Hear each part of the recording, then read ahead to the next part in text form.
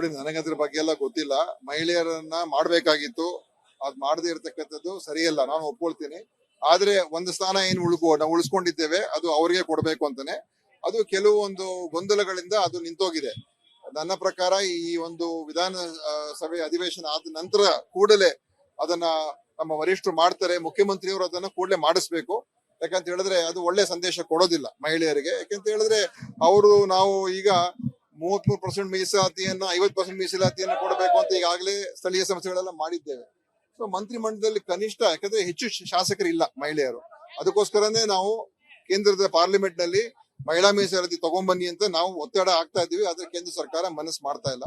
ಅದಾದ್ರೆ ಹೆಚ್ಚು ಪ್ರತಿನಿಧಿಗಳು ಬರ್ತಾರೆ. ಈಗಿರುವಂತ ನಾವೊಂದು 6-7 ಜನ ಇದ್ದಾರೆ, ಅವ್ರಲ್ಲಿ ಒಬ್ರನ್ನ ಮಾಡ್ಬೇಕು. ಅದನ್ನ ಖಂಡಿತ ಇದಾದ್ಮೇಲೆ ಮಾಡ್ತಾರೆ. ಯಾವುದೇ ರೀತಿ ಅನ್ಯಾಯಕ್ಕೆ ಅಂತೂ ಅವಕಾಶ ಕೊಡೋದಿಲ್ಲ. ಕಾಂಗ್ರೆಸ್ ಪಕ್ಷ ಯಾವಾಗ್ಲೂ ಕೂಡ ಮಹಿಳೆಯರ ಪರವಾಗಿ ಇದೆ. ನಾವೇನೇ ಮೀಸಲಾತಿಯನ್ನು ತಗೊಂಡ್ಬಂದಿದ್ದು, ನಾವೇನೇ ಅವರಿಗೆ ಎಲ್ಲ ಅಧಿಕಾರ ಸ್ಥಾನ ಸಿಗೋದ್ರಲ್ಲಿ ನಾವೇ ಎಲ್ಲ ಮುಂಚೂಣಿಯಲ್ಲಿ ಇದ್ದಂತ ಒಂದು ಪಕ್ಷ ಮತ್ತು ಪ್ರಗತಿಪರ ಚಿಂತನೆ ಇರುವಂತ ಪಕ್ಷ. ನಾವು ಯಥಾಸ್ಥಿತಿವಾದಿಗಳಲ್ಲ, ಪ್ರಗತಿಪರವಾದಿಗಳು. ಕಾಂಗ್ರೆಸ್ಸಿನ ಸಿದ್ಧಾಂತ. ಸೊ ಸುಧಾರಣೆಗಳಾಗಬೇಕು, ಎಲ್ರು ಕೂಡ ಮುಖ್ಯವಾಹಿನಿಗೆ ಬರಬೇಕು. ಶೋಷಿತ ವರ್ಗ, ಮಹಿಳೆಯರು ಕೂಡ ಶೋಷಿತ ವರ್ಗನೆ, ಅವರು ಮುಖ್ಯವಾಹಿನಿಗೆ ಬರಬೇಕು ಅಂತಾನೆ ನಮ್ಮ ಇತಿಹಾಸದಿಂದನೇ ಮಾಡ್ಕೊಂಡ್ ಬಂದಿದ್ದೇವೆ. ಹಿಂದೆ ನೀವು ಈಗ ಏನ್ ಕೋಮುವಾದಿ ಪಕ್ಷಗಳಿದೆ, ಅವ್ರ ಇತಿಹಾಸ ನೋಡಿ, ಯಾವತ್ತೂ ಕೂಡ ಮಹಿಳೆಯರ ಪರವಾಗಿರ್ಲಿಲ್ಲ. ಅವರು ಹೆಂಗಸರು ಮನೆಗಳಲ್ಲೇ ಇರಬೇಕು, ಮನೆ ಅಂಗಳ ಹೊರಗೆ ಬರಬಾರದು ಅಂತಾನೆ ಅವ್ರದ ಒಂದು ಇತಿಹಾಸ. ನಮ್ದು ಅದಲ್ಲ. ಅದರಿಂದ ಇದು ಆಗ್ಬೇಕು. ಮಹಿಳಾ ಸಚಿವರನ್ನ ಕೂಡಲೇ ಮಾಡ್ಬೇಕು ಅಂತ ನಾನು ಕೂಡ ಆಗ್ರಹಿಸ್ತೇನೆ. ನೋಡಿ, ನನಗೆ ಅದ್ರ ಬಗ್ಗೆ ಎಲ್ಲ ಗೊತ್ತಿಲ್ಲ. ಮಹಿಳೆಯರನ್ನ ಮಾಡ್ಬೇಕಾಗಿತ್ತು, ಅದ್ ಮಾಡದೇ ಇರತಕ್ಕಂಥದ್ದು ಸರಿಯಲ್ಲ, ನಾನು ಒಪ್ಕೊಳ್ತೀನಿ. ಆದ್ರೆ ಒಂದು ಸ್ಥಾನ ಏನು ನಾವು ಉಳಿಸ್ಕೊಂಡಿದ್ದೇವೆ, ಅದು ಅವ್ರಿಗೆ ಕೊಡ್ಬೇಕು ಅಂತಾನೆ. ಅದು ಕೆಲವೊಂದು ಗೊಂದಲಗಳಿಂದ ಅದು ನಿಂತೋಗಿದೆ.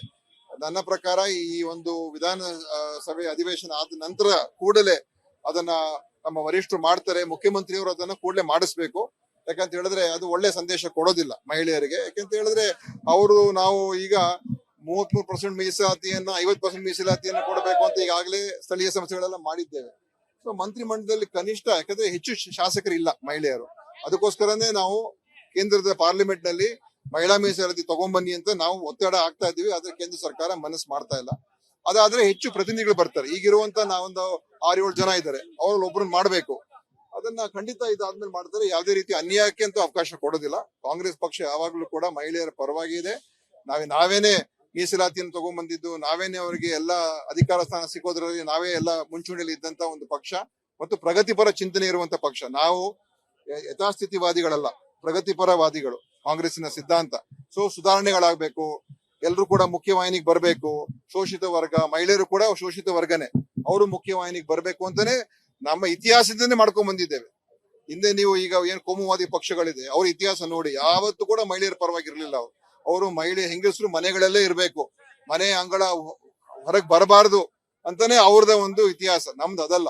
ಅದರಿಂದ ಇದು ಆಗ್ಬೇಕು. ಮಹಿಳಾ ಸಚಿವರನ್ನ ಕೂಡಲೇ ಮಾಡ್ಬೇಕು ಅಂತ ನಾನು ಕೂಡ ಆಗ್ರಹಿಸ್ತೇನೆ.